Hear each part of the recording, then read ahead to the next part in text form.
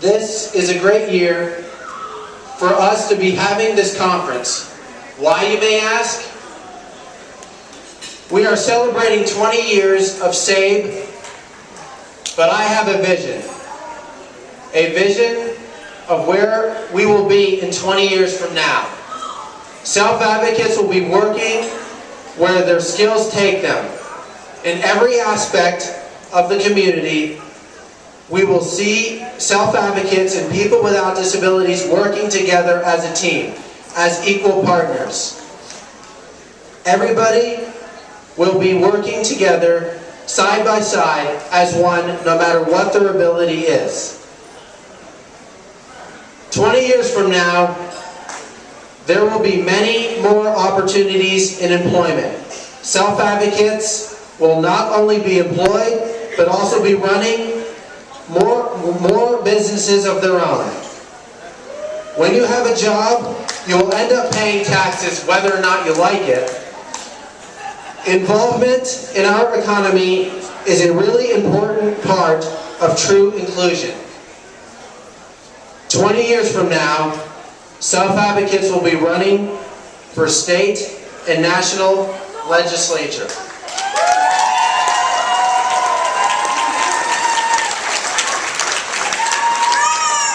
I'm glad you guys cheered, because I just want to take a mention here. When I say state legislation and national legislation, we can only hope that one day maybe Chester Finn or Julie Petty or one of you in this room will be our next senator or person in Congress.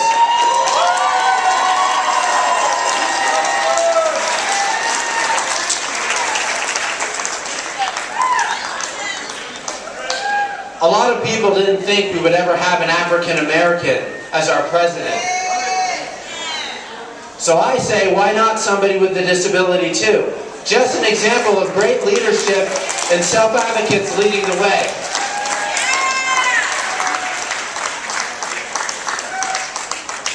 "20 years from now, one important area we will see great improvement will be persons with disabilities celebrating their sexuality.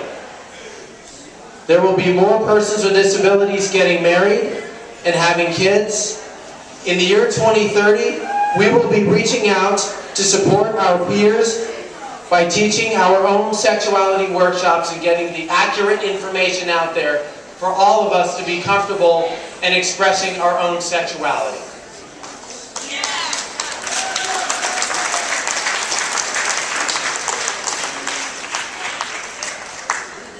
"20 years from now, when you get on a plane to come to a future national conference, there will be self-advocates working as flight attendants or even pilots.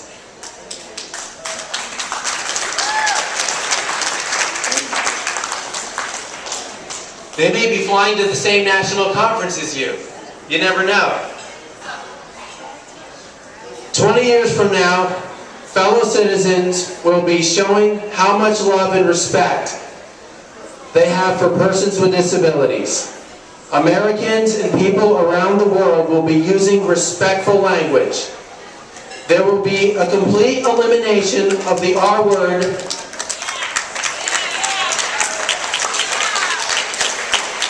Medical labels and other kinds of disrespectful terminology will have disappeared permanently from people's vocabulary.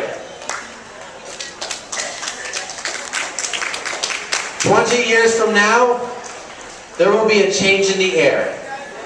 Persons with disabilities will no longer have to fear of identifying their true selves.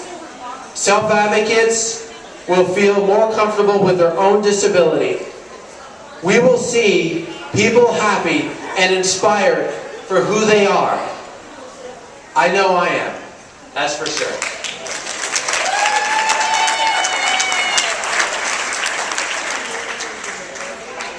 In our society, we hear a lot in the gay community about people coming out of the closet. Has anyone heard that saying, coming out of the closet? Well, let's take this moment and reconstruct that. There is more than one kind of closet people hide in. In fact, Sometimes self-advocates feel like they get shoved into closets.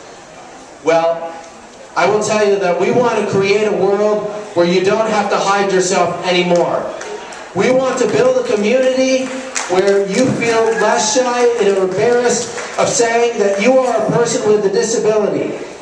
We will build an atmosphere where all of us are treated as we were created, equal.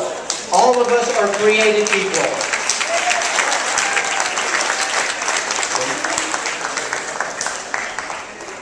So now you can see my vision.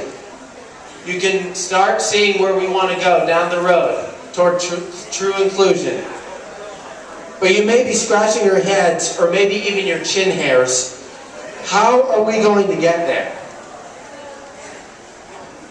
Well, the golden key is making sure this vision will happen. And the reason and how this is going to happen is we need to reach out to the younger generation. Young people bring enthusiasm and energy to self-advocacy. They also bring new ideas to the table. Local self-advocacy groups should be connecting with high school students who are transitioning into the community. These will be individuals that will be in our future. We need to build a strong connection with state and federal legislators because that is very important. In my personal experience, persons contacting legislators really makes a big difference. And that's what I need all of you in this room to do today. When you go home and when you speak up and speak out about your rights. We need to continue to believe in ourselves. We can do this together. So I ask self-advocates, families, support staff, and allies, I invite you to work with us together as a team. Please let us lead the way. We will all come together. We will work as a team, and we will get down the road toward true inclusion.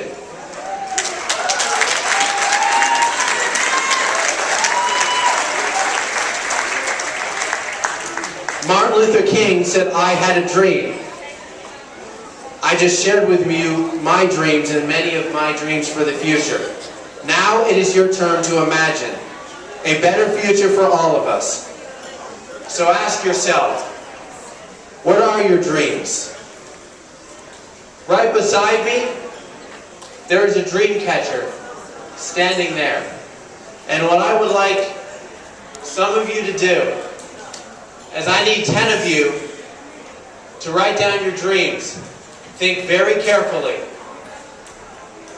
And after you think very carefully about what your dreams are, please come up here and place your dreams right on this dream catcher. And I would like you to say what your dreams are as you come up here one at a time and place them right here on this dream catcher that I have right beside me.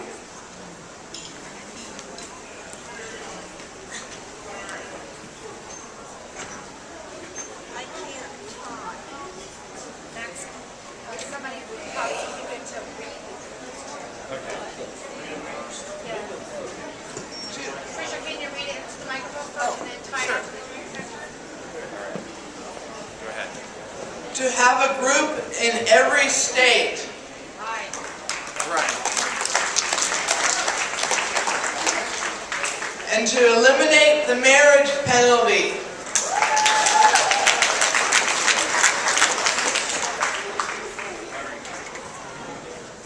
Now let's be better smokers. Oh, that's too tough. I can lower it right here. Well, no, it's that. And executive director for SAVE. All right. And executive director